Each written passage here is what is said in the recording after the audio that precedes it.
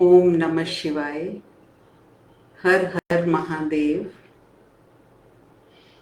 कल 18 अक्टूबर को ज्ञान सूर्य आध्यात्मिक विद्यालय का फाउंडेशन डे होता है और 20 अक्टूबर को दीपावली है। तो ये दोनों ही शुभ दिन हैं। महादेव जी की ब्लेसिंग्स हम सब के साथ हैं और ज्ञान सूर्य आध्यात्मिक विद्यालय की आत्माएं जो जिनका महादेव जी पर विश्वास है और महादेव जी का कार्य कर रही हैं, उन पर महादेव जी की ब्लेसिंग्स हमेशा ही रहती हैं। और हम आपको दीपावली की ढेर सारी शुभकामनाएं देते हैं और आप सबको हैप्पी दिवाली। तो आज हम दोनों ही दिनों का महत्व जानेंगे। तो पहले हम दीपावली की बात करते हैं। दीपावली के दिन बहुत उमंग उत्साह देखा जाता है, सभी बड़े खुश नजर आते हैं। तो ये जो प्रोविजन रखा गया है रूटीन लाइफ में, वो इसलिए है कि जो हम त्योहार मनाते हैं, क्योंकि आज का जो इंसान है वो आम रूटीन में तो दुखी रहता है, टेंशन में ना, दुखी परेशान, ऑफिस में दुखी, घर में दुखी, सब जगह दुखी रहता है। जब कोई त्योहार आता है तो कुछ उसे खुशी सी मिल जाती है, जैसे कुछ नया खाकर, नया पहनकर, कुछ बांट देते हैं, मिठाइयाँ बांटते हैं, तो वो फील करता है कि आज तो हम खुश ही रहेंगे। तो आम रूटीन में जो टेंशन होती है उससे कुछ समय के लिए वो हम खुशी को महसूस करना शुरू कर देते हैं इन दिनों में। जैसे कि something is better than nothing वाली बात है। हम कुछ खुशी गेन कर लेते हैं फ्रेंड्स के यहाँ जाकर, है ना, कुछ देकर, कुछ लेकर, कुछ नई चीजें खरीद कर, मिठाइयाँ खरीद कर हमें खुशी मिलती है। इसको हम मानते हैं कि हमने दिवाली मना ली। इस तरह हम हर त्योहार मनाए जा रहे हैं, लेकिन ऐसा एक्चुअल में ऐसा नहीं है। यूं तो हमने कितनी ही दिवालियां मना ली, कितनी बार श्री राम ने रावण को मार दिया, हर साल रावण को मार दिया, हर साल वो जिंदा हो जाता है और हर साल हम मार देते हैं। ये है क्या, चल क्या रहा है ये? हर साल हम रावण को मार देते हैं, वो जिंदा हो जाता है, फिर उसको मारने का फायदा क्या? तो आज हम समझेंगे वास्तव में दीपावली है क्या, श्री राम कौन है, रावण कौन है, और अगर हम सही मायने में दीपावली ही मनाना चाहते हैं, श्री राम से मिलना चाहते हैं, तो उसका आध्यात्मिक रहस्य हमको समझना होगा। अगर हम श्री राम से शुरू करें और जब हम नाम लेते हैं राम, आप किसी का भी नाम लें, नारायण को लें, तो नारायण एक नाम है जो एक सेवादार का भी हो सकता है, एक ऑफिसर का नाम भी हो सकता है, किसी मंत्री का नाम भी नारायण हो सकता है, आपके किसी रिश्तेदार का नाम भी हो सकता है। स्वयं नारायण भगवान भी है, भगवान का नाम भी नारायण है।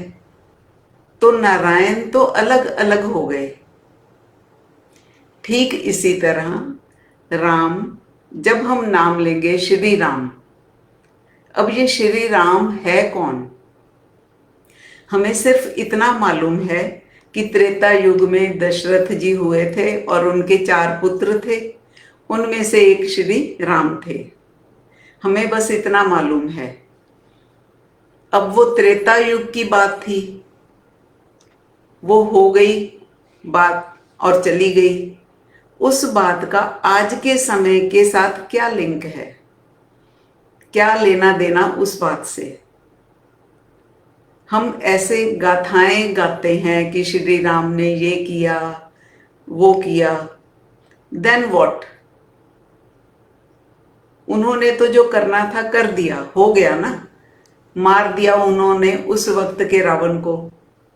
आज उस बात से क्या लिंक है, आज क्या फायदा मिलता है उस गाथा को गाकर, उस रामलीला को खेलकर, उस सारे सिस्टम को ऐसे रिपीट करके मिलता क्या है? वही बस खुशी, इससे ज्यादा तो कुछ नहीं, और वो भी 2-4 दिन में गायब हो जाती है, यही कुछ है। अब समझेंगे, शास्त्रों में लिखा है 4 तरह के राम गाए गए हैं शास्त्रों के हिसाब से। एक राम दशरथ का बेटा, दूसरा घट घट में लेटा, तीसरा जिस सकल पसारा, चौथा जो सबसे न्यारा वो जो निराकार है। 4 तरह के राम बताए हैं, वो चारों ही राम। लेकिन हम किसको जानते हैं? हम पहले वाले राम को जानते हैं। कौन? जो दशरथ का बेटा था, साकार में था और जो शरीरधारी था, हम उसको जानते हैं। शास्त्रों में क्या बताया? दूसरा जो घट घट में लेटा, घट घट माना घड़ा, घट घट में लेटा माना हर शरीर के अंदर एक राम है। घट माना जो गले के ऊपर का हिस्सा है, घड़े के समान, इसके अंदर जो आत्मा है। आत्मा के साथ राम लगता है ना। जब मृत्यु होती है, पंडित जी कहते हैं आत्मा राम निकल गया। क्या निकला उस शरीर के अंदर से? आत्मा राम। तो आत्मा को भी राम माना गया। दूसरा जो घट घट में लेटा माना, हर घट में राम है। जब हर घट में राम है तो आप कौन हैं? आप स्वयं भी तो राम हैं। दूसरे राम आप हैं, आप स्वयं, आप आत्मा राम हैं। हर आत्मा राम है, तो आत्मा राम भी गाया गया है। वो जो मृत्यु के बाद वो शरीर के जो बच जाती हैं हड्डियां, फूल चुगने जाते हैं ना, और एक पीस निकाल करके आपको दिखाते हैं कि ये आत्मा राम है। वो एक बहुत नीचे का ज्ञान है, बहुत लोअर लेवल का ज्ञान है। वो तो एक फिजिकल बॉडी का पार्ट है, जिसको भ्रमवश अज्ञानता के कारण से आपको बताया जाता है कि ये आत्मा राम है। वो कोई आत्मा राम नहीं है, वो तो हड्डियों का टुकड़ा है।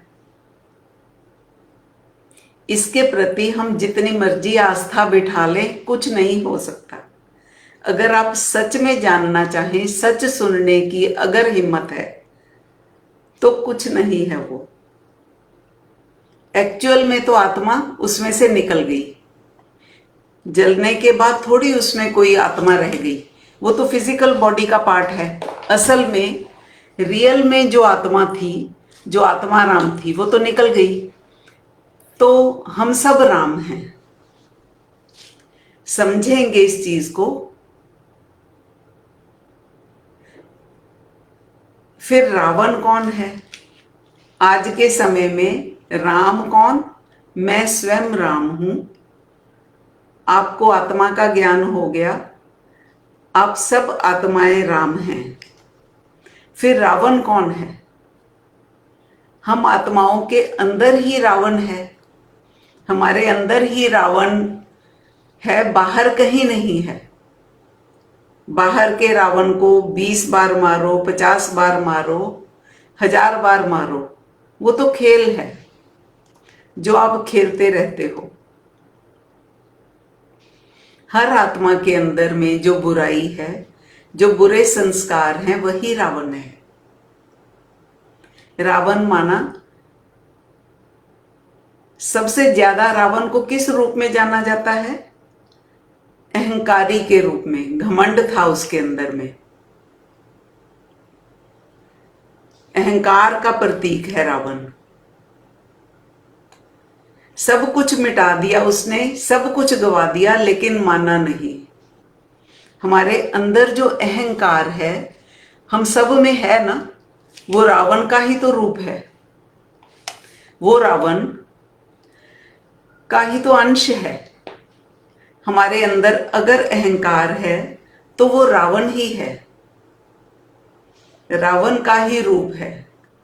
मारना है तो इस रावण को मारना है। कौन मारेगा इस रावण को? मुझ आत्मा में ही राम है। राम माना जो आपके अंदर अच्छे संस्कार हैं। अच्छे संस्कार भी तो आपके अंदर ही हैं।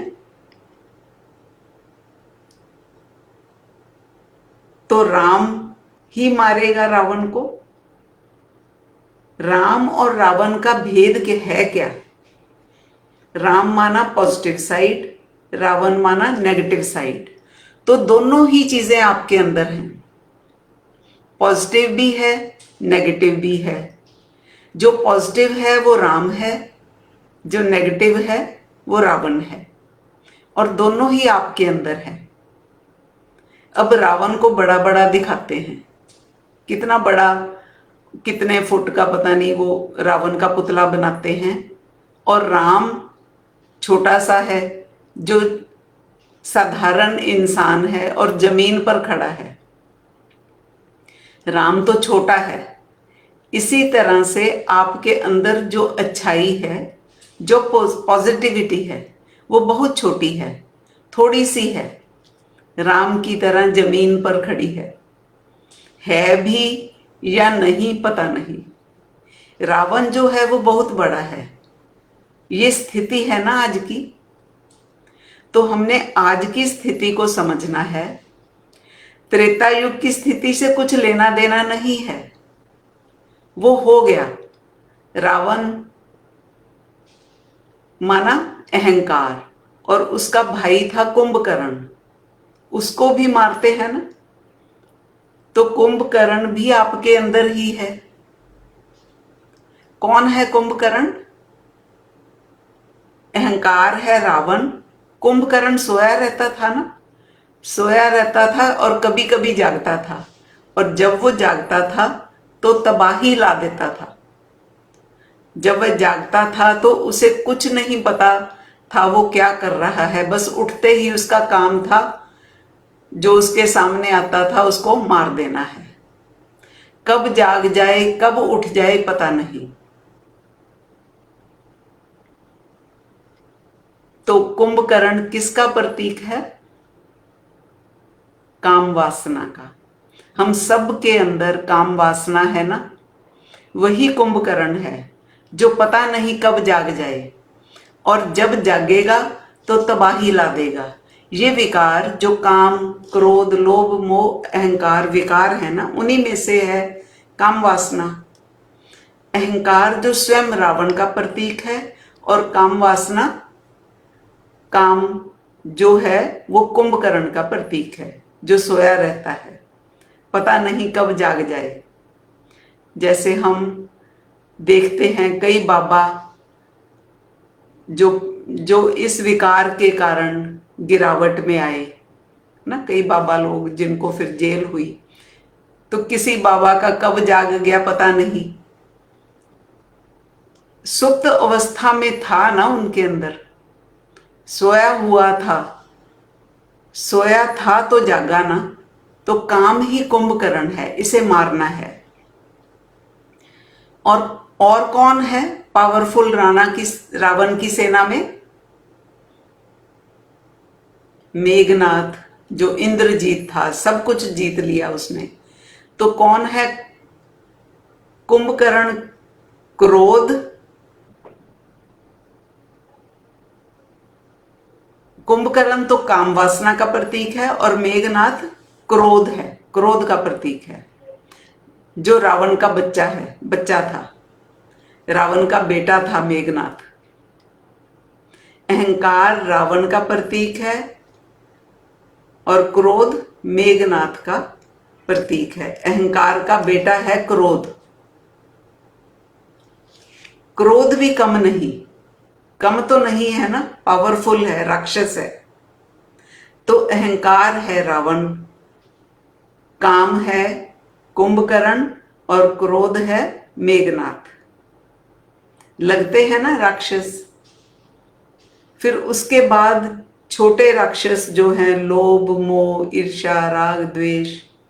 तो आगे जो थे रावण की सेना में अक्षय कुमार, प्रास्त, अश्वनी कुमार, रावण के बच्चे ही थे ना। अशोक वाटिका में जिनको हनुमान जी ने मारा था, किसी को किसी ने मारा था, कई राक्षस मारे गए थे। पूरी सेना थी ना रावण की। वो सेना है कहां पर? देखो जरा, आपके अंदर है ना वो सेना रावण की। हम सब के अंदर है। रावण भी है, अहंकार कुंभकर्ण भी है, मेघनाथ भी है और उसके सारे बच्चे हमारे अंदर हैं। ईर्ष्या राग द्वेष जलन, ये सब कुछ हमारे अंदर है। ये सब रावण का परिवार है। ये सारा का सारा हम आत्माओं के अंदर है और इनके साथ ही मुझ आत्मा में श्री राम भी हैं। अगर श्री राम को ही समझना है, श्री राम को ही जानना है, सही मायने में दीपावली का रहस्य जानना है, तो ये है दीपावली का सही रहस्य कि राम भी मेरे अंदर है, रावण भी मेरे अंदर है, रावण का सारा परिवार मेरे अंदर है। अगर आपने कुछ करना ही है, अगर कुछ प्रण ही लेना है, दिवाली मनानी है, तो ये प्रण करो कि अगली दिवाली तक मैं अपने अंदर के रावण को मार दूंगा। किसी और का रावण मरे ना मरे, जो मेरे अंदर रावण का परिवार है, मुझ आत्मा में जो है, एक लक्ष्य लो, अगले साल की दीपावली तक हम इस रावण को मार करके, रावण को मार करके माना अपनी सारी नेगेटिविटी ना, जो भी है हमारे अंदर, उसको खत्म करके। कौन करेगा? कोई और नहीं, मैं जो राम हूं, जो सूक्ष्म रूप में अंदर राम का रूप है, उस सूक्ष्म रूप की शक्तियों को बढ़ाकर मैं रावण को मारूंगा। और फिर करता क्या है राम? निज धाम को वापस लौट जाते हैं। रावण को मार के ही वापस लौटे थे ना, तभी तो दिवाली मनाई गई। इसी तरह आप आत्माएं भी अपने अंदर के रावण को मार करके जब सतोगुनी हो जाएंगी तो अपने निज धाम को लौट जाएंगी। आप अपनी असली अयोध्या जो ऊपर में है, जो सचखंड है, जो स्वर्ग है, सतयुग है, वहां अपने धाम को लौट जाएंगी। यही है जैसे श्री राम के वापस आने पर दीपावली मनाई गई। और आप आत्माओं के लिए खुशी का पल कब होगा? कब होगी आपकी दिवाली? मैं राम जब अपने निज धाम को लौटूंगा, है ना। अयोध्या शहर में लौट आने की, जो राम जी लौट आए थे, उसकी तो क्या खुशी होगी आपको। आप स्वयं जब अपने निज धाम लौटेंगे तो रियल में दिवाली होगी। क्या समझा हमने? श्री राम भी मैं हूं। अपने अंदर एक हायर फील डालो। आप कहां हो इस चीज को समझो। ऐसे भ्रम में जीने की जरूरत नहीं है। ये जो छोटे छोटे डर और भय आपके अंदर हैं, उन्हें निकाल दो। श्री राम का जब भी जिक्र आए, नाम आए, आपको फील आनी चाहिए कि श्री राम तो मैं ही हूं। आपको समझ आनी चाहिए कि श्री राम कौन है। मैं ही श्री राम हूं। अंदर जो शक्ति है, मैं आत्मा, वही श्री राम है। स्वयं को श्री राम मानोगे तो राम जैसे गुण आ जाएंगे। स्वयं को राम समझें और स्वयं के अंदर ही जो रावण है उसको हमने मारना है। तो अब सीता जी कौन है? सीता जी श्री राम की संगनी है ना, और तो किसी की साथी नहीं है। वो सीता और सती, ये जो दो नाम है विश्व में जो गाई गई हैं, जिनका सतीत्व मशहूर है। सतीत्व माना नारी की अनेक शक्तियों में से एक शक्ति है। सतीत्व जिसने एक का ही ध्यान किया हो। सतीत्व की जो शक्ति थी वो सीता में थी। सीता और सती शब्द में 7 का अक्षर आता है। सीता, सती और 7 एक जैसे लगते हैं ना। आप आत्माएं जब राम के साथ हैं तो सीता भी आपके साथ ही है। यानी वो 7 गुण जिनका ज्ञान है आपको, हमने ज्ञान में समझा ना, peace, purity, happiness, love, bliss, ज्ञान और शक्तियां, वही सीता है। वो 7 गुण ही सीता है। जब राम अपने घर से, अयोध्या से यहां आए थे तो सूक्ष्म वतन में रावण के कब्जे में उनकी सीता आ गई। वो 7 गुण रावण के कब्जे में आने लगे थे। काम, क्रोध, लोभ, मद, मोह के कब्जे में आ गई सीता। यानी पीस, प्योरिटी, हैप्पीनेस, ब्लिस, वो सीता के जो गुण थे आज पूरी तरह रावण के कब्जे में हैं। हर आत्मा के 7 गुण यानी हर आत्मा की सीता रावण के कब्जे में है। एक तो वो राम जो दशरथ का बेटा था उसकी सीता थी साकार में, उसको सीता मानते हैं। ऐसे तो साकार में आप किसी को भी अपनी सीता बना लो, ये मेरी सीता, ये तुम्हारी सीता। लेकिन रियल में हर आत्मा की जो सीता है, वो जो 7 गुण हैं, वो ही सीता है, वही सती है, उसी में ही पावर है। इस तरह से मैं आत्मा राम हूं, साथ में मेरी सीता है और वो रावण के कब्जे में है। ये सब कुछ है कहां? आपके अंदर ही है। रामलीला कहां है? आपके अंदर है। जितना मर्जी खेलो रामलीला। और किसका हमने जानना है? हनुमान जी का। कल शायद हनुमान जयंती भी है। तो हनुमान जी कौन है? जो सीता जी को छुड़ाने में राम की मदद करते हैं। तो ऐसे आपने हर त्योहार का आध्यात्मिक रहस्य समझना है। अगर आप इस तरह से समझोगे तो ही कुछ बात बनेगी ना। साकार वाले राम सीता हनुमान को याद करने से, रामलीला का खेल खेलने से, वो तो खेल पाल है, इससे क्या होगा? वो तो एक टेम्परेरी खुशी सी मिल जाती है, लेकिन रियल में तो यही है जो आज हमने समझा। तो हनुमान जी का भी ऐसे ही है। जैसे सीता है ना, आप में जो 7 गुण हैं, आप में सद्गुण हैं, उनमें से कोई ना कोई गुण आप में ऐसा जरूर होगा जो पक्का होता है। हर आत्मा में देख लेना, कोई ना कोई गुण, उन 7 गुणों में से कोई एक गुण, किसी में कोई गुण और किसी में कोई गुण पक्का या स्ट्रांग होता ही है।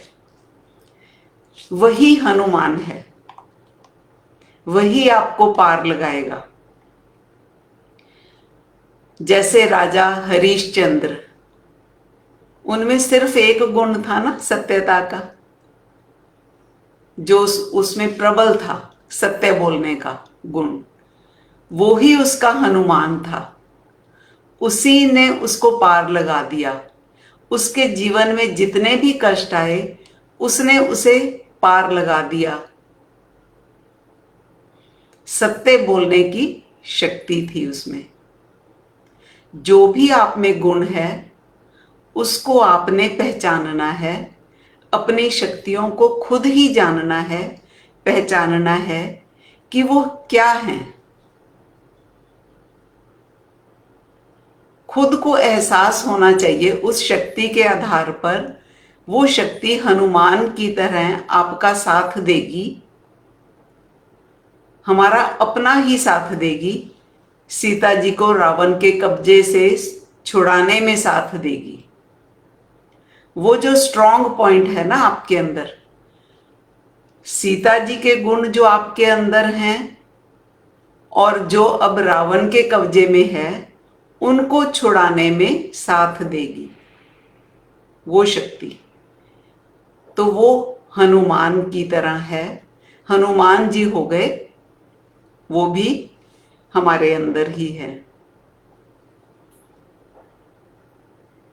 इसी तरह जितने भी कैरेक्टर्स हैं, विभीषण कौन है?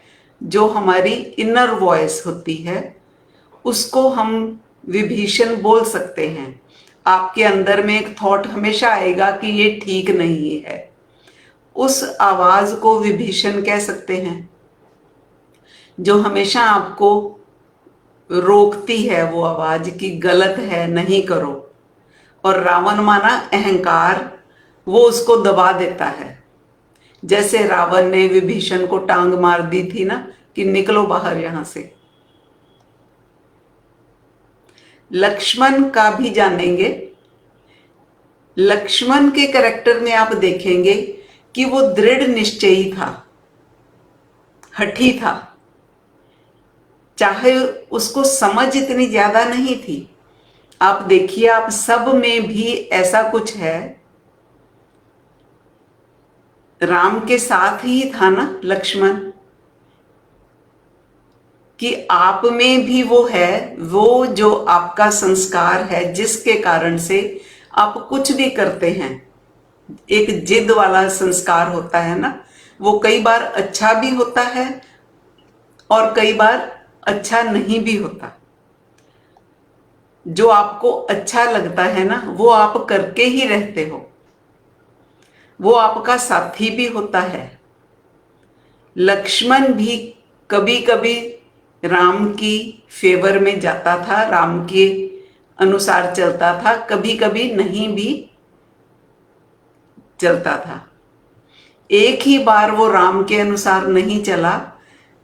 राम जी कह कर गए थे कि यहां से हिलना मत, सीता को अकेले छोड़कर मत जाना। लेकिन वो भावना में आकर, है ना, इमोशनल हो गया और उसको छोड़कर चला गया कि राम जी पुकार रहे हैं मदद के लिए। चला गया तो सीता चोरी हो गई। ऐसे ही हमारे स्वभाव में कई संस्कार ऐसे जोर मारते हैं कि हम ऐसा कुछ कर लेते हैं जिससे हमारा अहित होता है, हित नहीं होता। हमें समझाया भी जाता है कि वो नहीं करना, लेकिन फिर भी हम कर लेते हैं। वो जो दृढ़ निश्चय वाली बात, कुछ कर गुजरने वाली बात हम सबके अंदर है, वही लक्ष्मण है।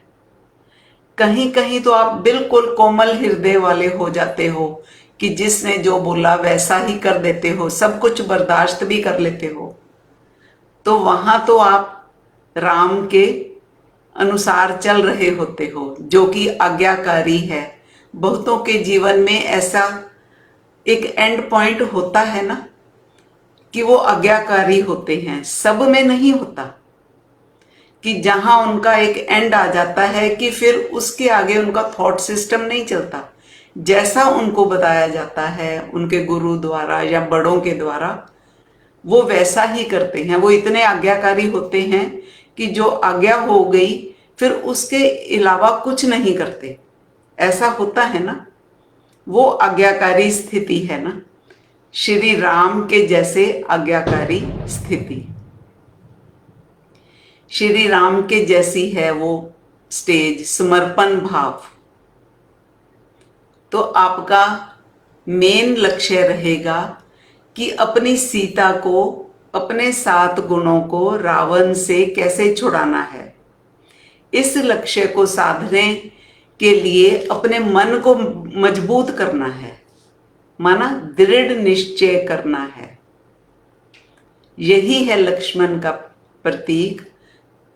तो इन सब का सूक्ष्म रहस्य हमने समझ लिया, रियल रहस्य, सही अर्थ यही है। तो हमारा लक्ष्य जो भी हम बनाएं उसमें दृढ़ निश्चय होना जरूरी है। रावण के सारे गुण भी आपके अंदर मिल जाएंगे। अगर कोई ना मिले तो अच्छी बात है, जैसे कुछ राक्षस है ना, अक्षय कुमार नहीं दिखता, वो आपके अंदर नहीं है तो अच्छी बात है। छोटे छोटे कई राक्षस नहीं भी होंगे, आप कहते हो अब मैं डिस्टर्ब नहीं होता, मुझे इरिटेशन नहीं होती, माना रावण का एक बच्चा तो आपके अंदर से मर गया। चाहे उसे हनुमान जी ने मार दिया या किसी और ने मार दिया, आप सब में कोई ऐसा गुण है हनुमान की तरह। जैसे किसी में प्योरिटी का गुण होता है, किसी में पीस ज्यादा होती है ना, जिसकी प्योरिटी इतनी स्ट्रांग है वो प्योरिटी उनको हर कार्य में मदद करती है। वो हनुमान जी की तरह ही वर्क करती है। इनका सारा जीवन जैसे उसका कैसा होगा, प्योरिटी के आसपास ही घूमता है। हनुमान जी को भी प्योरिटी का सिंबल भी बोलते हैं। वो क्वालिटी ही फिर गवर्न करती है श्री राम को और उसके सारे काम करवा देती है।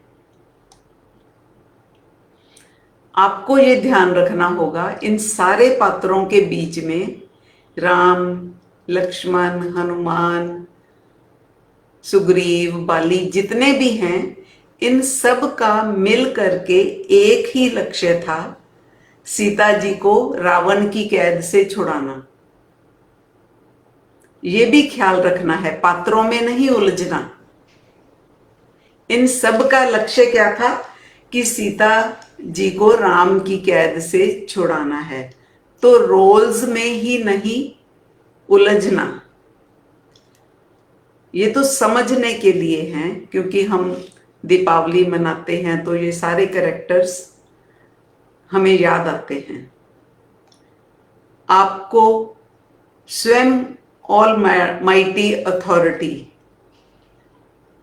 ना, जिसको हम शिव बाबा, ज्योति बिंदु स्वरूप, देवों के देव, महादेव भी कहते हैं, वो खुद आपको अथॉरिटी दे रहे हैं कि स्वयं को श्री राम मानकर बैठ जाओ। इसमें मेल फीमेल का भेद नहीं है कि राम ही में जो है वो तो मेल था। मेल फीमेल तो आपकी बॉडी है, आप स्वयं आत्मा है ना, आत्मा राम, माना आप स्वयं आत्मा ही राम है। श्री राम माना मुझे मर्यादा पुरुषोत्तम होना है। आज से मुझे मर्यादाओं में रहकर जीवन जीना है। किसी दूसरे का गुणगान करने से क्या होगा, फलाने ने ये किया, फलाने ने वो किया, वो बहुत अच्छा है।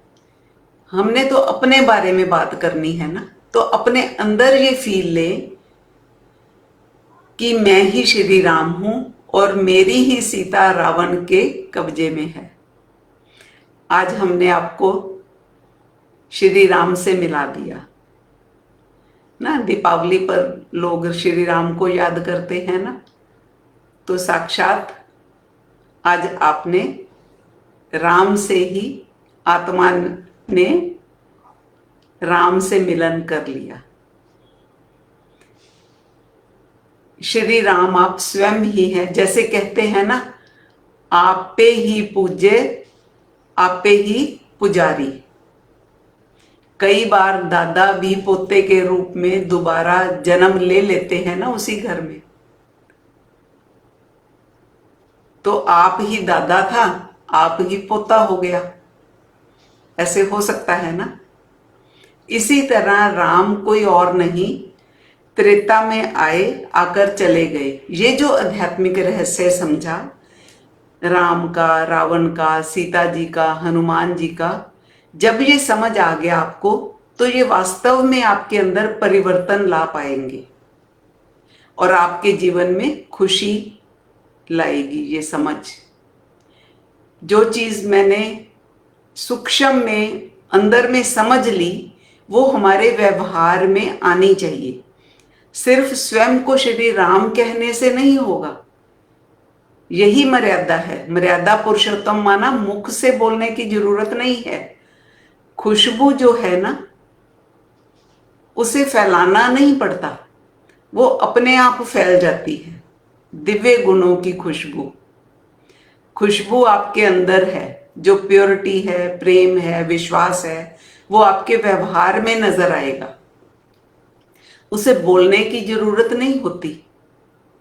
जो श्री राम की बात है, आपने अंदर से ही फील करना है। ये आपको पावर देगी, जो आपके अंदर ही वर्क करेगी, और बाहर में जो आप में चेंज आएगी, वो सामने वाले को एहसास हो जाएगा। मुख से बोलने की जरूरत नहीं है। तो हमें राम का अयोध्या लौटना माना निज धाम को लौटना समझ में आया। निज धाम को श्री राम कब लौट पाए? जब उन्होंने राक्षसों का समूल नाश कर दिया। इसी तरह जब मैं आत्मा अंदर के सभी राक्षसों को, नेगेटिविटी को, विकारों को समाप्त कर दूंगी, तब ही मैं निज धाम को लौट पाऊंगी, जिसे हम मूल वतन भी कहते हैं, जो ऊपर है वो धाम। ये वर्क जैसे श्री राम अकेले नहीं कुछ कर पाए, वैसे तो श्री राम तारक नाम है, लेकिन जो भी उन्हें लोग मिले, जो भी ऋषि मुनि संत मिले, हर एक के आगे उन्होंने निर्माणता दिखाई। जिसमें कोई भी बात उनको नजर आई, गुण नजर आया, उनका मान सम्मान किया। चाहे वो शबरी थी, किसी धर्म या जाति का भेदभाव नहीं किया उन्होंने। सबसे उन्होंने ज्ञान प्राप्त किया, शिक्षा प्राप्त की, तभी तो रावण पर विजय प्राप्त हुई। इसी तरह हमें और आपको भी श्री राम की फील के साथ साथ जो हमारे जीवन में आए, उन सभी का मान सम्मान करना है, रिस्पेक्ट, रिगार्ड करना है। श्री राम माना मेरे में भी वही गुण होने चाहिए जो भी परमात्म राह में हैं, चाहे किसी भी धर्म मजहब से हैं। मेरा अंतर मन उसका आदर करे, मान सम्मान करे। अगर हम कुछ नहीं भी कर पाए, तो जो इस राह पर हैं, जो प्रभु की राह पर कुछ ना कुछ कर रहे हैं, हम उनकी मदद कर दें। अगर हम खुद कुछ नहीं भी कर सकते, जैसे मुसलमानों में ये बहुत अच्छी बात है कि जो भी हज पर जाते हैं ना, वो कहते हैं कि हम तो हज पर जा नहीं सकते, कोई कारणवश, या हज नहीं कर सकते, शरीर में उतनी पावर नहीं है। लेकिन जो लोग हज पर जा रहे होते हैं ना, यात्री, वो उनकी सेवा कर देते हैं, उनको पानी पिला देते हैं, भोजन दे देते हैं, उनकी सेवा करते हैं, तो उसका भी उनको पुण्य प्राप्त होता है। इसी तरह से अगर हम ना भी कुछ कर पाए तो कोई बात नहीं, जो आत्मा उस राह पर पहले से लगे हुए हैं, परमात्मा की राह पर, उनको सहयोग कर दो। दीपावली के साथ साथ, क्योंकि आज हमारा ज्ञान सूर्य आध्यात्मिक विद्यालय का फाउंडेशन डे है, इनॉग्रेशन डे है, 18 अक्टूबर को स्थापना दिवस है। ज्ञान सूर्य आध्यात्मिक विद्यालय की स्थापना 18 अक्टूबर 2006 को महादेव जी के द्वारा की गई थी, 2006-7 को। इसके मिड में आ जाता है। एक सिस्टम में ये फोर्थ पार्ट के नाम से जाना जाता है। जो ज्ञान मार्ग है उसमें ये फोर्थ पार्ट के नाम से जाना जाता है, क्योंकि ज्ञान के लेवल्स हैं। इसका जो मेन कार्य है, इसकी वर्किंग क्या है, अगर सिंपल भाषा में कहें, यहां कोई भी गुरु मंत्र, कोई नाम, कोई दान, ऐसा कुछ नहीं है। और दूसरा, हम कभी भी किसी से भी किसी भी तरह का कोई सहयोग नहीं लेते, ना धन दौलत, ना जमीन जायदाद, कुछ नहीं यहां पर मांगा जाता।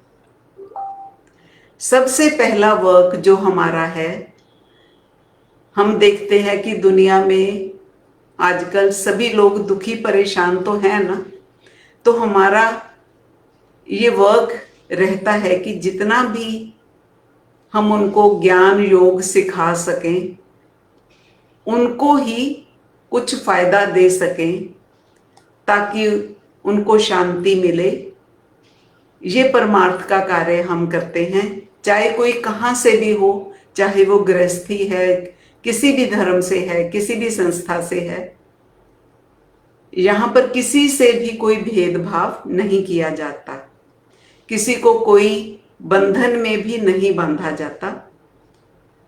हमारा जो ज्ञान है, किसी भी धार्मिक संस्था में आप जाएंगे आपको ज्ञान ही मिलेगा ना। हमारा जो ज्ञान है वो आत्मा से शुरू होता है। आत्मा से शुरुआत करने के लिए पहले जब हम देखते हैं कि शरीर भी तकलीफ देता है या दुखी परेशान हैं लोग दुनियावी बातों के कारण, तो फिर हम उसका भी ज्ञान देते हैं, समझ देते हैं। लेकिन हमारा मुख्य ज्ञान आत्मा का ही है। जब हम आत्मा की बात करते हैं, आत्मा का ज्ञान जब देते हैं, जब आत्मा ही सबको मान लिया, तो सारे भेदभाव मिट जाते हैं। जाति का, धर्म का भेदभाव मिट जाता है। धर्मों से भी हम ऊपर उठ जाते हैं। तो ये किसी भी धर्म का ज्ञान नहीं है, ये अध्यात्म है, आध्यात्मिक ज्ञान है। आत्मा का ज्ञान, परमात्मा का ज्ञान यही है। परमात्मा का ज्ञान जो दिया जाता है, परम आत्मा, वो भी तो एक आत्मा ही है ना, जिसको लाइट रूप में दिखाया जाता है। तो उसका प्रकाश स्वरूप, जिसको सब धर्म वालों ने स्वीकार किया है, उसमें और हम आत्माओं में क्या फर्क है। जैसे आत्मा ही पाप आत्मा है, आत्मा ही पुण्य आत्मा है, आत्मा ही महात्मा है, महान आत्मा है, आत्मा ही धर्म आत्मा है, आत्मा ही देव आत्मा है, और आत्मा ही परमात्मा है। ये कैसे है? हर आत्मा में जैसे संस्कार है ना, जैसे हर आत्मा में संस्कार हैं, जिस क्वालिटी के संस्कार हैं, उस क्वालिटी का उसका नाम है या डेजिग्नेशन है। जैसे शारीरिक तौर पर हम सब इंसान हैं, शरीरों की पहचान तो कई तरह से हो जाती है ना। कोई डॉक्टर है, कोई इंजीनियर है, कोई वकील है, फिर उसके आगे रिश्ते भी हैं, कोई मामा, कोई चाचा, कोई नाना, कोई नानी, कोई बेटा। तो ये शरीर है, मामा, चाचा, डॉक्टर, वकील। आत्मा की जो पहचान है वो यही है। शरीरों के तो कई डेजिग्नेशन हो जाएंगे, कोई मंत्री है, कोई बिजनेसमैन है, लेकिन आत्मा के लेवल पर हमारी यही 4-5 पहचान हैं जो रह जाती हैं। तो हम पापात्मा, पुण्यात्मा, महात्मा, धर्मात्मा, देवात्मा या स्वयं परमात्मा है, यही ज्ञान है। यही नॉलेज है जो आपको समझनी है। मानव शरीर में रहते हुए मैं आत्मा पाप कर्म कर रही हूं या मुझसे हो रहे हैं गलत कर्म, तो संस्कारों का मतलब है गुण। 7 गुण, उनकी परसेंटेज, जिसमें जैसी परसेंटेज है कम या ज्यादा, उसके अकॉर्डिंग ही उसकी पहचान है। आत्मा जो परमात्मा है वो तो 100% प्योर है ना। 100% पीस, प्योरिटी, हैप्पीनेस, ब्लिस, जिसे हम शांति का सागर, प्रेम का सागर, दया का सागर कहते हैं, वो जो आत्मा है परमात्मा ना, ज्योति बिंदु स्वरूप, जो लाइट स्वरूप में दिखाया जाता है, उसकी ही लाइट है जो ज्यादा हम दिखाते हैं। आत्माओं की तो गुणों की लाइट खत्म हो चुकी या बहुत कम रह गई। आप आत्मा तो अपने शरीर में है ना।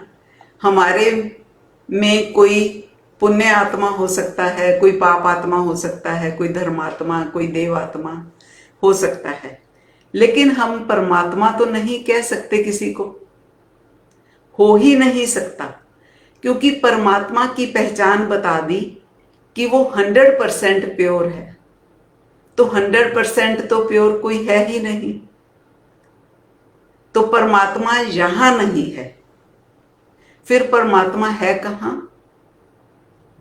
उसे जानेंगे, पहचानेंगे और उससे कनेक्ट होंगे जब हमें ज्ञान हो जाता है। ज्ञान सूर्य आध्यात्मिक विद्यालय में महादेव जी ने जो ज्ञान दिया, जब हम वो सुन लेंगे तो हमें बिल्कुल क्लियर ज्ञान हो जाता है आत्मा परमात्मा का। जैसे आज हमने दीपावली का आध्यात्मिक रहस्य समझा, राम का, रावण का। हम राम के साकार रूप को जानते हैं अभी तक। आध्यात्मिक रहस्य जो समझा, ये तो मेन है ना, महत्वपूर्ण है। इसी तरह से परमात्मा का है। परमात्मा के नाम पर हम किन्हें जानते हैं दुनिया में? गुरुओं को, पीर फकीरों को, संतों को ना, देवात्माओं को। हम उन्हें परमात्मा मान लेते हैं, परमात्मा मानते हैं। एक्चुअल में से इनमें से कोई भी परमात्मा नहीं है। भगवान कह सकते हैं। भगवान माना भाग्यवान। भाग्यवान आत्माएं हैं ये सब। राम, कृष्ण, गुरु नानक ना, क्राइस्ट, दिव्य गुणों वाली आत्माएं हैं, देव आत्माएं हैं, लेकिन परमात्मा नहीं है। परमात्मा एक ही है, वो सिंगल है। वो कौन है, कहां पर है? जिसमें फिर कोई तेरे मेरे का भेद ही नहीं है।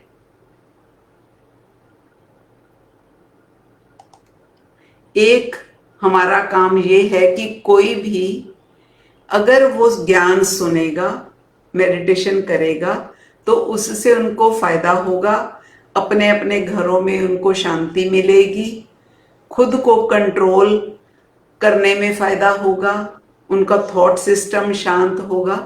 तो पहला पड़ाव यही है कि हम खुले मन से, प्यार से उनको ज्ञान देते हैं, योग सिखाते हैं, ताकि वो अपने घर में सुखी रहें, खुश रहें। क्योंकि हम तो परमात्मा का कार्य कर रहे हैं, परमात्मा की सर्विस पर हैं। उसके बाद फिर हमारा उनसे कोई मतलब नहीं। जैसे अगर आप डॉक्टर के पास जाते हो, बीमार हो, ठीक होने के लिए जाते हो ना, और अगर डॉक्टर आपका अच्छे से इलाज कर दे, आपसे बात भी अच्छे से करे और मेडिसिन भी अपने पास से ही दे दे और कहे कि मुझे कोई पैसा नहीं लेना, तो क्या ये अच्छी बात नहीं है?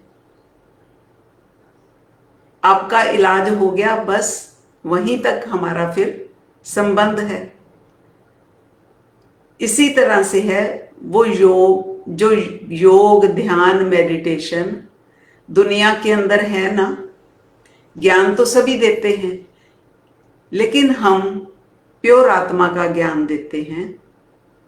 जैसे आज आध्यात्मिक रहस्य बताया, रियल वाला ना, प्योर वाला ज्ञान दिया, जो सुनेगा उसको ही फायदा होगा। हमें तो अच्छा लगेगा, खुशी होगी, जितना मर्जी ज्ञान सुने, जितना मर्जी ध्यान करे, हमें तो खुशी होगी, और जब मर्जी छोड़ दे, आपकी इच्छा।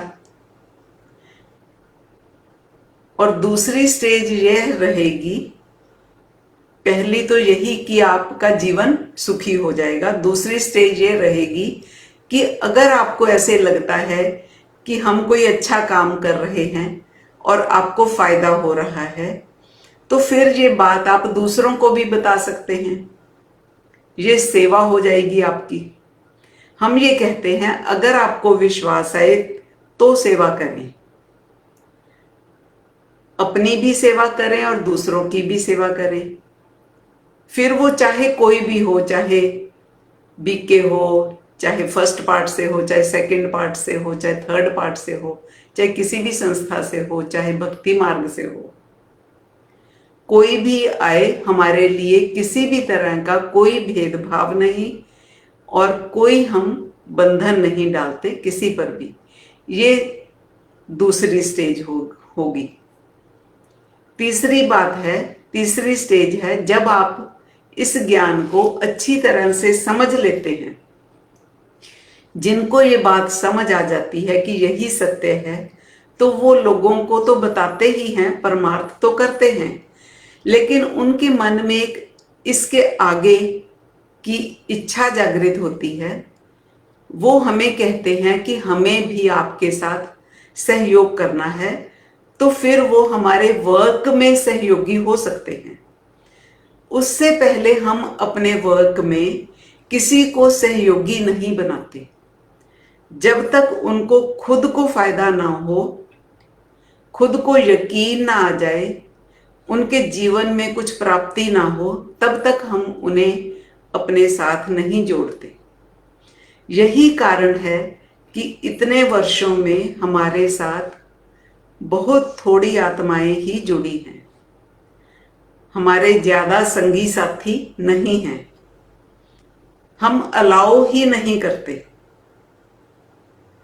रेयर कोई जो इस ज्ञान को, नॉलेज को समझ लेगा या हमारे पार्ट को जान लेगा, पहचान लेगा और ऑन द होल महादेव के रियल स्वरूप को, वास्तविक स्वरूप को जान लेगा,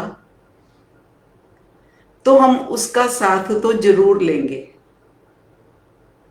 जैसे स्वयं मैंने जब रियल में ये ज्ञान जान लिया, पहचान लिया और मान लिया, तो मैं महादेव जी की सहयोगी हो गई, साथी हो गई।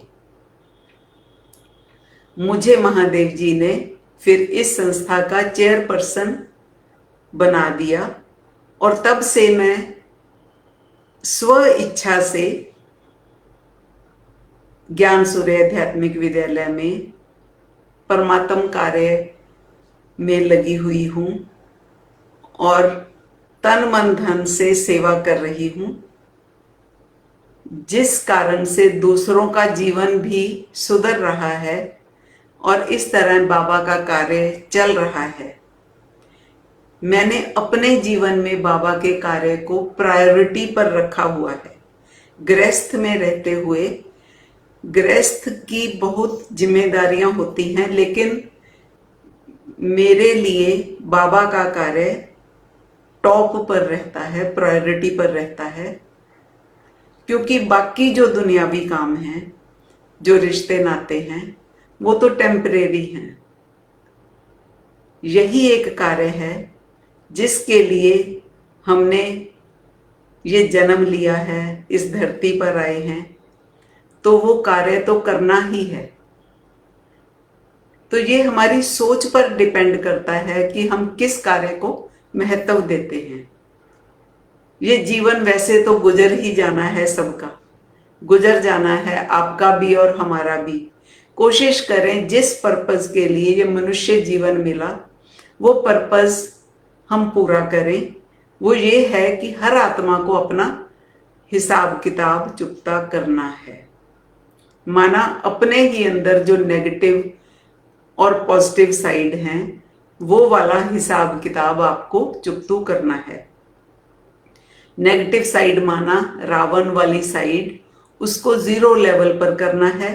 सीता जी जो 7 गुण हैं उनको 100% करना है। ये हमारा लक्ष्य रहेगा और इस तरह से हम अपने लक्ष्य को योग से और ज्ञान के माध्यम से पूर्ण करेंगे। हमारा जो रियल वर्क है, जो एक सिस्टम में 4th पार्ट से जाना जाता है, यहां तक हमारा हमने बेस बनाया कि आत्मा का ज्ञान बेसिक लेवल पर, फिर हायर लेवल पर दिया। और जो हमारा रियल वर्क है डिवाइन नॉलेज समझाना, सोल कॉन्शियसनेस के बाद डिवाइन कॉन्शियसनेस को समझाना। ज्ञान हमारी समझ में ही तो परिवर्तन लाता है ना। आज आपने सुना तो हमारी सोच में परिवर्तन आया कि हाँ, ऐसे गाथाएं गाने से, उन्हीं गाथाओं को रिपीट करने से कुछ नहीं होता जब तक हम उसका आध्यात्मिक रहस्य नहीं समझते। उसको फिर मनन चिंतन करके और ज्यादा पक्का करना होता है। कोई भी अगर ज्ञान सुनते सुनते कोई बात समझ ना आए, कोई भी प्रश्न पूछकर हमने अपने मन को क्लियर करना होता है मनन चिंतन के द्वारा। जैसे बताया जाता है कि यहाँ जो सुना उसको घर जाकर अपने मनन चिंतन करना है और फिर जो अच्छा लगे उसे स्वीकार करना है, माना अंदर लेकर जाना है, एक्सेप्ट करना है। अंदर जाने के बाद फिर दृढ़ निश्चयी होना होता है और फिर एक्शन में लाना है। ये 4 काम अगर आप कर लेंगे तो बहुत बहुत आपके जीवन में चेंजेस आएंगी और आप खुशी फील करेंगे। पहले तो प्राइमरी लेवल का ज्ञान, हाई स्कूल का ज्ञान, फिर कॉलेज का ज्ञान, फिर टेक्निकल नॉलेज, ऐसे आपने समझनी है। क्योंकि आगे आगे जो पढ़ाई है वो सीरियस पढ़ाई होगी, पूरी कंसंट्रेशन चाहिए। जैसे बच्चों को कहते हैं ना, बस मेहनत कर ले 3 साल, फिर समय निकल जाएगा, फिर आप कुछ नहीं कर पाओगे। अगर आपने ये ज्ञान समझ लिया ना तो 4 वेद, 18 उपनिषद, है ना, 8 उपनिषद और 18 पुराण, जितने भी शास्त्रों का ज्ञान है उन सब से आप ऊपर हो जाओगे और सार रूप में आपको वो ज्ञान दिया जाएगा इजी करके, जैसे एक प्लेवे स्कूल की तरह। बातों बातों में ही वो ज्ञान आप समझ जाते हैं। जिस ज्ञान को सारी दुनिया ढूंढती फिरती है, मिलता नहीं, वो आप इजीली जान जाएंगे। जो हमारा लक्ष्य है अपना हिसाब किताब चुकतू करके वापस अपने निज धाम को लौटना, उस कर्म फिलॉसफी को भी अच्छे से समझेंगे। जो कर्म फिलॉसफी अभी तक हमने पढ़ी है वो ऐसे पढ़ी है कि यहाँ पर जिसका जो भी देना है वो हमें देना ही पड़ेगा, इस जन्म में नहीं तो फिर अगले जन्म में, कि वो वैसा ही जो हुआ आपको वो चुकतू करना पड़ेगा। इस श्रृंखला में तो इसी जीवन में बहुत से लोगों का आपने देना है और बहुत से लोगों से आपने लेना है। आप कितने भी जन्म ले लो, ये हिसाब किताब कभी चुकतू होने वाला नहीं है। इस फिलॉसफी के अनुसार कभी भी नहीं होने वाला, कभी भी नहीं होगा। एंड में भी बहुत कुछ ऐसा रह जाएगा जो आपने लेना होगा बहुत कुछ और देना होगा बहुत कुछ। सपोज आपका बैंकों में कुछ बैलेंस पड़ा हुआ है, जो भी आत्मा शरीर छोड़ती है कुछ ना कुछ तो उसके अकाउंट में रह जाता है ना, बैंकों में पैसा रह जाता है। अब कोई तो यूज करेगा ना उसके जाने के बाद। इसका मतलब कमाया तो उसने था, फिर जो यूज करेगा उस पर तो फिर भार चढ़ जाएगा, क्योंकि उसने खुद तो कमाया है नहीं।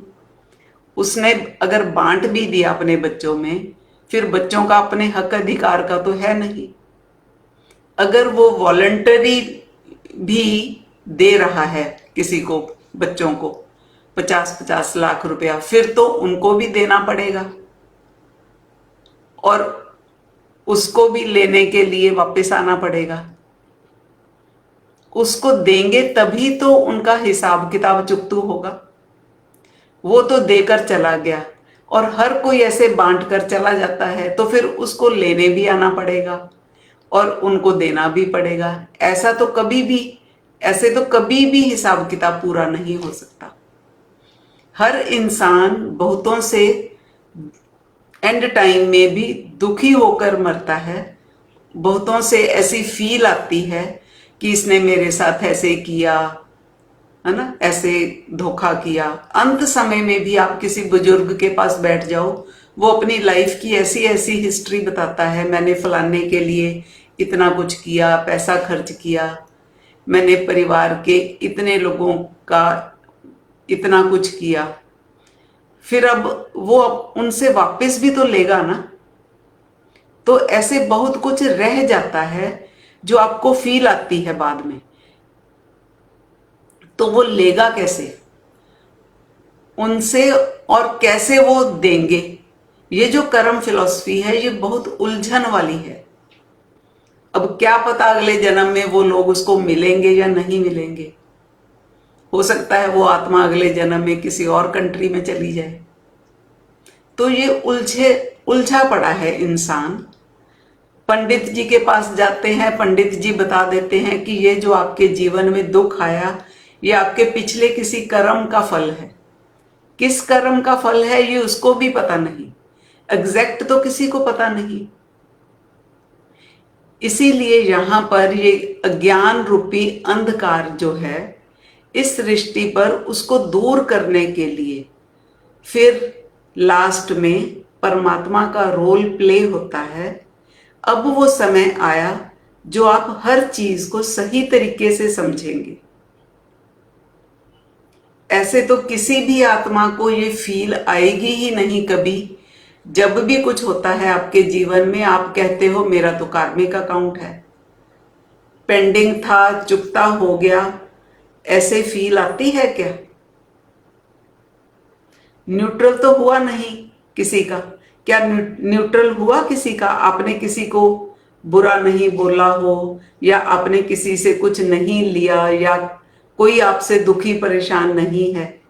ऐसा तो कोई भी नहीं है कि आपका पिछला तो चुकतू हो रहा है और आगे कुछ नहीं बन रहा। ऐसे तो है नहीं, ऐसे तो नहीं है ना। ये कर्म फिलॉसफी ऐसे नहीं है।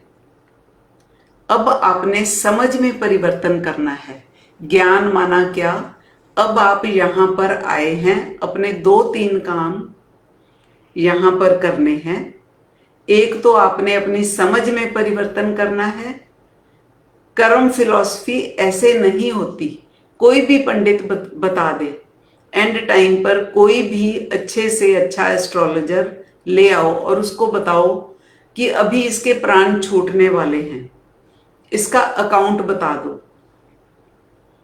इसका कार्मिक अकाउंट क्या है। एक का भी कोई सर्टिफाई कर सकता है कि इसका चुकतू हो गया? या क्या उसको खुद का फील आती है कि मेरा चुकतू हो गया? ना कोई जो मास्टर है इस लाइन के वो कहते हैं कि तेरा अब सारा हिसाब किताब चुकतू हो गया, पूरा हो गया हिसाब किताब। कोई नहीं कहता। उल्टा हर जाने वाली आत्मा के लिए शांति पाठ बैठा देते हैं, यानी ये मान रहे हैं कि हर आत्मा जो शरीर छोड़ती है वो दुखी है, वो अशांत है। इस तरह से अगर आपकी सोच रहेगी तो आप हमेशा जन्म मरण के चक्कर में फंसे रहोगे। इस हिसाब से आप समझ लो कि जो सच होता है वो कड़वा तो होता है, क्योंकि हमारा अक्वायर्ड सेल्फ ऐसे ही बना हुआ है। सत्य ये है कि शायद ही कहेंगे, किसी को एक्चुअल कर्म फिलॉसफी का मालूम ही नहीं, किसी को मालूम नहीं एक्चुअल में है क्या। ये वो बात है कि अगर ये बात समझ में आ गई तो इतनी आसान है कि आपको आसानी पर यकीन नहीं आएगा कि इतनी आसान है। नहीं समझ आई तो ये इतनी टफ है, इतनी मुश्किल है कि वो फिर महारथियों को, दादियों को भी समझ नहीं आई, महामंडलेश्वरों को भी समझ नहीं आई। ऐसे है, हर शरीर के अंदर आत्मा है। जो आपकी रियल आइडेंटिटी है, जो कर्म फिलॉसफी है, वो आत्मा से रिलेट करती है, शरीर से रिलेट नहीं करती। कर्म फिलॉसफी आत्मा से संबंध रखती है, शरीर से संबंध नहीं रखती। शरीर तो अक्वायर्ड सेल्फ है, आत्मा ने अक्वायर किया है। जब आत्मा के पास शरीर नहीं भी है, वो शरीर से बाहर है, तब भी उसके अंदर अच्छे या बुरे संस्कार हैं, बुरे विचार हैं। शरीर में है तब भी अच्छे बुरे विचार हैं, शरीर छोड़ दिया तब भी अच्छे बुरे विचार हैं, अगला जन्म ले लिया तब भी अच्छे बुरे विचार हैं। तो वह जो अच्छे और बुरे विचार हैं वो ही उसके अंदर प्लस माइनस होते रहते हैं, वही तो हलचल मचा कर रखते हैं उसके अंदर। आत्मा को शरीर छोड़ने के बाद अगला शरीर धारण करने पर ये याद नहीं रहता, ये फिजिकल वाला कुछ याद नहीं रहता। आप आत्मा को ये नहीं याद है कि पिछले जन्म में मेरा घर कौन सा था, मेरे माता पिता कौन से थे, मेरे पास कितनी धन दौलत जमीन जायदाद थी, ये नहीं याद आपको। और मैंने किस से क्या लेना था और किसको क्या देना था, कुछ याद नहीं आपको, कुछ भी याद नहीं आपको। आपके साथ आया क्या, पिछले जन्म से क्या आया, वो आए आपके संस्कार, जो उस जन्म में रहते हुए आपने जो संस्कार ठीक कर लिए या खराब कर लिए, या तो ठीक कर लिए या खराब कर लिए, वो संस्कार एज इट इज आत्मा के साथ आ गए। आज हमने समझ लिया कि हमने अपने नेगेटिव संस्कारों को खत्म करना है और रावण को मारना है, और जो हमारे पॉजिटिव गुण हैं, जो आत्मा के 7 गुण हैं, उनको ज्ञान और योग से बढ़ाना है। ज्ञान भी सही ज्ञान होगा तभी आत्मा के अंदर वो 7 गुण धारण होंगे। आत्मा के 7 गुण हैं, जो सीता है। हमने अपनी अपनी सीता को रावण की कैद से छुड़ाना है ना। तो आज के दिन हम यही प्रण करते हैं कि हम सब ने अपनी अपनी सीता को रावण की कैद से छुड़ाना है, सही मायने में दीपावली मनानी है। और महादेव जी ने जो ज्ञान सूर्य आध्यात्मिक विद्यालय में ज्ञान दिया, उसको बहुत ध्यान से, विश्वास से अगर सुनेंगे तो ये लक्ष्य आपका बहुत जल्दी पूर्ण हो जाएगा। इसके साथ ही आप सबका बहुत बहुत धन्यवाद। हैप्पी दीपावली। ओम नमः शिवाय। हर हर महादेव।